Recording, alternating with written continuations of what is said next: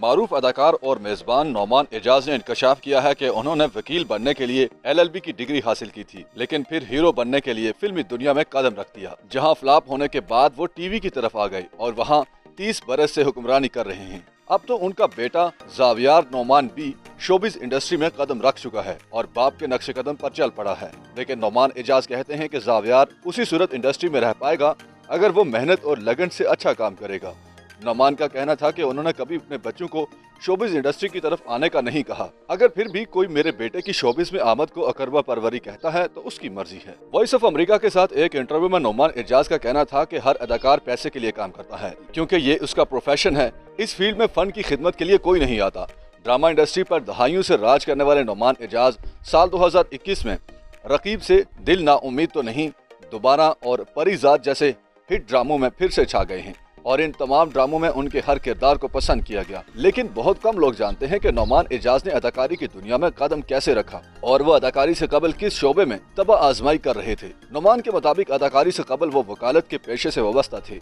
उनके बकौल इब्तिदा में उन्होंने सोचा कि वकालत पड़ी है तो उस शोबे में मुस्तकबिल को तलाश करना है, लेकिन माली हालात की वजह से पैसे कमाने के लिए साथ साथ अदाकारी भी की। लेकिन वकालत में प्रैक्टिस के दौरान एक दो ऐसे मौके भी मिले जिसके बाद उन्होंने सिर्फ अदाकारी करने का ही फैसला किया। नोमान समझते हैं कि उनकी कामयाबी का राज उनके उसूल हैं, जिसकी वजह से वो ज्यादा प्रोफेशनल अंदाज में काम करते हैं। 80 की दहाई में टेलीविजन पर काम करने से कबल नोमान एजाज ने फिल्म इंडस्ट्री का रुख किया था और उनकी तमाम 7 फिल्में बॉक्स ऑफिस पर नाकाम रहीं। अदाकार ने बताया कि अपनी पहली ही फिल्म के बाद उन्हें अंदाजा हो गया था कि वो फिल्म के लिए नहीं बने और वो फिल्मी दुनिया के लोगों में घुल मिल नहीं सकते। नोमान के मुताबिक जब उन्हें शूट पर जाना होता था तो उन पर अजीब सी परेशानी तारी हो जाती थी और वो ये दुआ करते थे कि उनकी फिल्में ना चलें। वो अल्लाह का शुक्र अदा करते हैं कि उनकी 7 फिल्में फ्लॉप हो गईं, जिसके बाद वो टेलीविजन पर आए।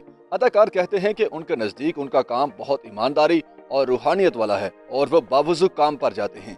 उन्होंने बताया कि काम रूहानियत वाला इसलिए है क्योंकि आपको अपनी जात भुलाकर किसी दूसरी जात को अपनाकर उससे किरदार बनाना पड़ता है। साल 1991 में नोमान एजाज ने private TV channel Shalimar television network की पहली प्राइवेट प्रोडक्शन दूरियां में काम किया था, जिसे अदाकार आबिद अली ने प्रोड्यूस किया था।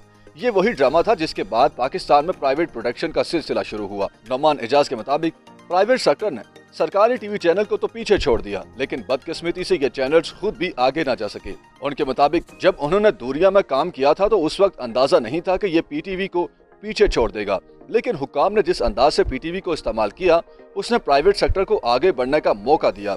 नोमान को एक शिकायत है कि पाकिस्तान में ना जाने अदाकारी को आसान काम क्यों समझा जाता है। उनके बकौल ये एक सोच विचार वाला कठिन काम है जिसमें अदाकार को एक किरदार बनना पड़ता है और उसे खुद को वहां ले जाना होता है जहां शायद वो खुद भी ना गया हो। नोमान के बकौल हर अदाकार पैसे के लिए काम करता है, फन की खिदमत के लिए कोई भी नहीं आया। प्राइवेट प्रोड्यूसर्स को चाहिए कि फनकारों को उसके टैलेंट के हिसाब से वक्त पर पैसे दें, वरना अदाकार अच्छा और म्यारी काम नहीं कर सकेगा। रामचंद पाकिस्तानी विरसा और जैक्सन हाइट्स जैसे इंटरनेशनल प्रोजेक्ट्स में काम करने वाले नोमान एजाज का कहना है कि पाकिस्तान को अगर आलमी सतह पर आगे बढ़ना है तो हंगामी बुनियादों पर इकदाम करना पड़ेंगे। उनके मुताबिक आलमी सतह पर पहुंचने के लिए हमें सबसे पहले अपनी नीयत साफ करना पड़ेगी और जो कुछ हमने सीखा है उसे भुलाकर नए सिरे से दोबारा सीखना होगा। नोमान एजाज का कहना है कि अब वो दौर चला गया जब मुश्किल काम करके इंसान खुद को मनवाता था, क्योंकि अब सब कुछ आसान हो गया है। उनका कहना था कि पाकिस्तान की बदकिस्मती है कि उनके पास वेब के लिए काम करने वाले लोग नहीं और इसीलिए पाकिस्तान वेब की दौड़ में पीछे है। नोमान एजाज अपने हालिया ड्रामों में या तो सपोर्टिंग रोल या फिर विलन के किरदार में नजर आए। डर सी जाती है सिला में जोई मामा का किरदार हो या डंक में प्रोफेसर हमायूं का, दोबारा में बड़ी उम्र के शोहर की बात की जाए या परिजात के मोहसिन बहरोज करीम की, उनके हर किरदार में मुस्बत के मुकाबले में मनफी पहलू ज्यादा नुमाया रहा। इस बारे में नोमान एजाज कहते हैं कि उन्होंने हीरो के किरदार बहुत कर लिए, अब वो अपनी जानदार अदाकारी से किरदार को ही हीरो बना देते हैं। उनके नजदीक हीरो वही होता है जिसकी कोई बात दिल पर असर कर जाए। ऐसे हीरो को क्या फायदा जो 25 किस्तों तक सिर्फ खड़ा रहे और कुछ भी ना कर सके। नोमान एजाज ने उन प्रोड्यूसर्स पर तनकीद की जो नौजवान अदाकारों से बड़ी उम्र के किरदार करवाते हैं। उनके ख्याल में ये सीनियर अदाकारों की हक तलफी है जो इन किरदारों के अहल होते हैं। उनके बकौल हमारे यहाँ ये ट्रेंड चल पड़ा है कि जिस उम्र का किरदार हो उसके लिए उस उम्र के अदाकार को लेने के बजाय एक नौजवान अदाकार को लेकर उसके बाल सफेद कर दिए जाएं। ये न सिर्फ उस नौजवान के साथ ज्यादती है बल्कि ये पुख्ता, समझदार और मंजे हुए अदाकारों की भी हक तलफी है।